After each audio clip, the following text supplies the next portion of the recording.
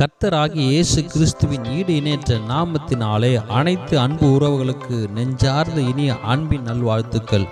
இப்புதிய மாதத்திற்கான வாக்குத்தத்த திருவார்த்தை மத்தேயு 28:20. சகல நாட்களிலும் நான் உங்களுடனே கூட இருக்கிறேன்.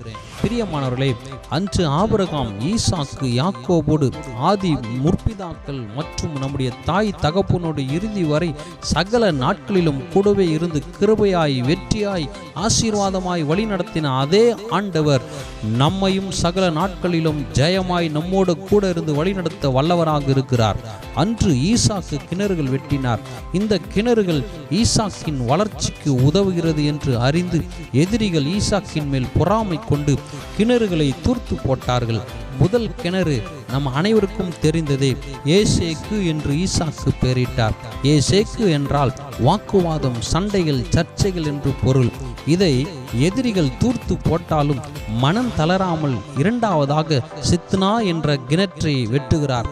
அதையும் எதிரிகள் அடைத்து போட்டார்கள். சித்னா என்றால் எதிர்ப்பு, வெறுப்பு என்று பொருள். இருந்தாலும் மனம் தளராமல் மூன்றாவதாக ஒரு கிணறை வெட்டுகிறார். அதற்கு ரெகோபோத் என்று பெயர் சூட்டுகிறார். ரெகோபோத் என்றால் கர்த்தர் நான் பெருகும்படி எனக்கு இடம் உண்டாக்கினார். விஸ்தாரமான இடம், நாங்கள் தேசத்தில் செழிப்போம் என்று பொருள். இந்த மூன்றாம் கிணற்றை அடைத்து போட எவராலும் முடியவில்லை. எதிரிகள் முட்டி மோதி பார்த்து இறுதியில் அதே எதிரிகள் ஈசாக்கிடம் வந்து, நிச்சயமாய் கர்த்தர் உன்னோடு கூட இருக்கிறார், அதை நாங்கள் எங்கள் கண்ணார கண்டோம், உன் வளர்ச்சியை எங்களால் மாத்திரம் அல்ல வேறு எவராலும் தடுக்க முடியாது, காரணம் கர்த்தர் உன்னோடு கூட இருக்கிறார், நீர் கர்த்தரால் ஆசீர்வதிக்கப்பட்டவர் என்று எதிரிகளின் வாயில் அறிக்கை பண்ண வைத்த அதே ஆண்டவர், அதே வல்லமையுள்ளவராய் அடியேன் சொல்லுகிறேன், அதை காட்டிலும் வல்லமையுள்ளவராய் இருக்கிறார். இம்மாதம் என் அன்பு சகோதரனே, சகோதரியே, நம்முடைய வாழ்வில் நம்மோடு கூட இருந்து இயற்கைக்கு அப்பாற்பட்ட காரியங்களை கர்த்தர் செய்ய போகிறார். அன்பு நெஞ்சங்களே, இன்று இம்மாதம் உங்கள் வாழ்வில் புதிய ரெகோபோத் தொடங்கிவிட்டது. இயேசுவின் உயிர்த்தெழுந்த வல்லமையுள்ள நாமத்தினாலே சொல்லுகிறேன், 2 முறை நீ தோல்வியை சந்தித்து இருக்கலாம், 3ஆம் முறை மகத்தான வெற்றி உனக்கு உண்டு.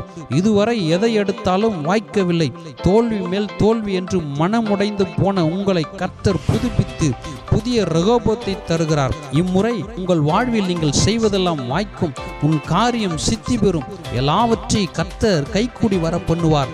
இதுவரை ஏசேக்கு, சித்னா போன்ற அனுபவங்களை பார்த்த உனக்கு புதிய ரெகோபோத்தின் அனுபவத்தை இயேசு தருகிறார். இதுவரை சண்டைகள், சச்சரவு, வாக்குவாதம், எதிர்ப்பு, வெறுப்பு பார்த்த உங்கள் வாழ்வில் ஒரு புதிய ரெகோபோத்தை கர்த்தர் தருகிறார். புதிய துவக்கத்தை கர்த்தர் தருகிறார். ஏசேக்கு, சித்னா நிமித்தம் மனம் தளர்ந்த உங்களுக்கு புதிய ஆரம்பத்தை கர்த்தர் தருகிறார். இயேசுவின் உயிர் சேர்ந்த அதிகாரமுள்ள நாமத்தில் சொல்லுகிறேன், இடிந்து போன உன் வாழ்வு உயிர்ப்பிக்கப்படும், மறுமலர்ச்சி பெறும். ஆம், நாம் பலுகி பெருகும்படி, செழித்தோங்கும்படி இடங்களை கர்த்தர் கொடுத்து விட்டார். சகல அற்புதங்களினால் நிரப்பிவிட்டார்.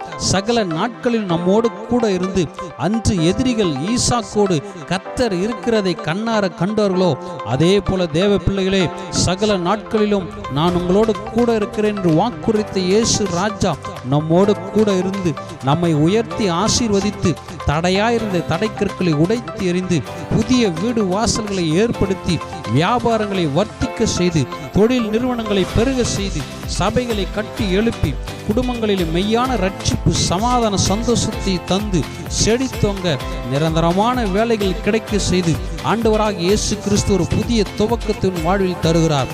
எப்போதும் சகல நாட்களில் நம்மோடு கூட இருந்து எல்லா தடைகளை உடைத்து புதிய புதிய அற்புதமான அதிசயமான காரியங்கள் செய்து புதிய துவக்கத்தை கொடுத்து நன்மைகளால் உங்களை நிரப்பி நம்மை ஆசீர்வதித்தபடியால் கர்த்தருக்கு ஸ்தோத்திரம் செலுத்துவோம். ஆண்டவரே, உமக்கு நன்றி, நீர் இப்படியாய் செய்துவிட்டீரே, நன்றி. அநேக உயிருள்ள சாட்சிகளை எழும்ப பண்ணினீரே, ஸ்தோத்திரம். விசுவாசியுங்கள் இந்த வார்த்தை. இம்மாதம் நிச்சயம் வார்த்தையின்படியே கர்த்தர் உங்களை ஆசீர்வதித்து கனப்படுத்துவார். சகல நாட்களில் உங்களோடு கூட இருந்து உன் தலையை கர்த்தர் மேன்மைப்படுத்துவார். ஆமென்.